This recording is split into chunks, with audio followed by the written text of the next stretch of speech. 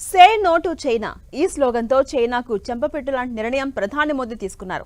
Make in India concept ని మరోసారి ప్రోత్సహించేలా China ఉత్పత్తులను ఇకపై వాడొద్దంటూ మోదీ పిలుపునిచ్చిన నేపథ్యంలో ఆ దేశానికి పెద్ద షాక్ ఇవ్వబోతోంది. ఇప్పటికిప్పుడు పూర్తిగా చైనా ఉత్పత్తులను వాడకుండా ఉండలేం, కానీ దేశీయ ఉత్పత్తులకు ప్రోత్సాహం కల్పిస్తూ పర్ఫెక్ట్ ప్లాన్తో వ్యవహరిస్తే మేక్ ఇన్ ఇండియా ఉత్పత్తులే వాడకంలోకి రావడం ఖాయం. అసలు ప్రధాని మోదీ పిలుపు వెనుక అసలు లక్ష్యమేంటి? Let's watch.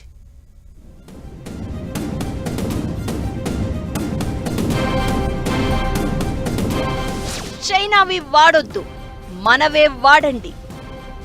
ప్రధానమంత్రి మోదీ పిలుపు వెనుక భారీ వ్యూహం.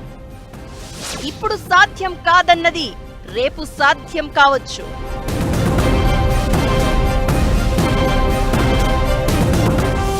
మనలో చాలా మందికి చైనా మేడ్ ఉత్పత్తులు వాడకుండా ఉండడం సాధ్యమా అన్న సందేహం ఉంటుంది. ప్రధానమంత్రి నరేంద్ర మోదీ చైనా ఉత్పత్తులను దాదాపుగా బహిష్కరించండి, దేశీయ ఉత్పత్తులనే వినియోగించండి అంటూ పిలుపు ఇచ్చిన తర్వాత సాధ్యాసాధ్యాలపై చర్చ జరుగుతోంది.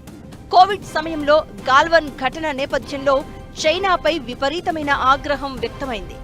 భారత్లో బాయ్కాట్ చైనా ఉద్యమం ఓ స్థాయిలో నడిచింది. అయితే ఆ తర్వాత పరిస్థితి సాధారణంగా మారింది. కానీ ఈసారి సిచ్యువేషన్ వేరు, ఈసారి లక్ష్యం వేరు.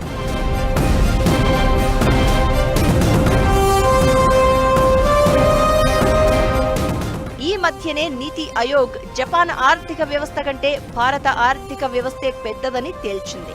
దీంతో ప్రపంచంలోనే 4వ అతిపెద్ద ఆర్థిక వ్యవస్థగా భారత్ ఆవిర్భవించింది.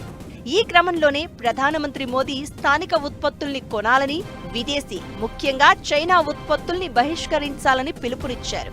గుజరాత్లోని గాంధీనగర్ వేదికగా ఈ పిలుపునిచ్చారాయన. 2047 నాటికి భారతదేశం అభివృద్ధి చెందిన దేశంగా, ప్రపంచంలోని 3వ అతిపెద్ద ఆర్థిక వ్యవస్థగా మారాలని ఆయన ఆకాంక్షించారు. ఈ లక్ష్యాన్ని సాధించడానికి స్థానిక ఉత్పత్తులపై ఆధారపడడం కీలకమని ఆయన అన్నారు. చైనా ఉత్పత్తులను బహిష్కరించాలని, వ్యాపారులు విదేశీ ఉత్పత్తుల్ని అమ్మకుండా ఉండాలని ఆయన సూచించారు. ఈ లక్ష్యం భారత్ శక్తి సామర్థ్యాలకు సంబంధించింది. 2047 तत्काल भारत की इकोनॉमी को 4 नंबर से 3 नंबर पर ले जाने के लिए अब हम कोई विदेशी चीज का उपयोग नहीं करेंगे. 2024-25 ఆర్థిక సంవత్సరంలో భారతదేశం చైనా మధ్య వాణిజ్యం $113.45 బిలియన్ చేరింది. ఇందులో వాణిజ్య లోటు $99.2 బిలియన్ ఉంది. ఈ లోటు భారత ఆర్థిక వ్యవస్థపై ఒత్తిడిని కలిగిస్తోంది. చైనా నుంచి ఎలక్ట్రానిక్స్, టెలికమ్యూనికేషన్ సామగ్రి, రసాయనాలు, ఫార్మాస్యూటికల్స్, ఆటోమొబైల్ స్పేర్ పార్ట్స్, ఇతర తయారీ వస్తువులు భారతదేశానికి దిగుమతి అవుతున్నాయి. వినాయకుని విగ్రహాలు కూడా చైనా నుంచే డంప్ చేసుకుంటున్న పరిస్థితి. ఇలా అతిగా ఇతర దేశాలపై, అది కూడా మనతో శత్రుత్వంతో వ్యవహరించే దేశాల నుంచి ఎందుకు చేసుకోవాలి? పైగా ఈ వస్తువులన్నీ కూడా దేశీయంగా తయారు చేయదగినవి, చేస్తున్నవి కూడా ఉన్నాయి. అందుకే ప్రధానమంత్రి మోదీ పిలుపు ఈసారి మరింత ప్రాధాన్యత సంతరించుకుంది.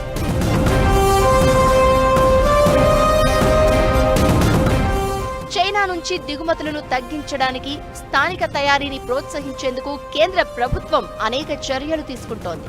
అయితే అవి సరిపోవట్లేదు. అందుకే చైనీస్ ఉత్పత్తులకు ప్రత్యామ్నాయంగా భారతదేశంలో ఎలక్ట్రానిక్స్, టెక్స్టైల్స్, ఫార్మాస్యూటికల్స్, వ్యవసాయ ఉత్పత్తులలో స్థానిక బ్రాండ్లను ప్రోత్సహించే ఉద్దేశంలో ఉంది. అయితే చైనీస్ ఉత్పత్తులను పూర్తిగా వాడకుండా చేయడం ఓ ఛాలెంజ్. ఎందుకంటే గ్లోబలైజేషన్ కారణంగా చైనా ఉత్పత్తుల్ని రానివ్వకుండా భారత్ ఆపలేదు. అయితే పబ్లిక్ వాటి జోలికి పోకుండా మాత్రం చేయగలదు.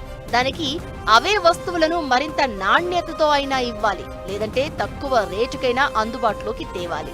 ఈ దిశగానే ఈసారి మేక్ ఇన్ ఇండియా 2.0 ఉండే అవకాశం కనిపిస్తోంది.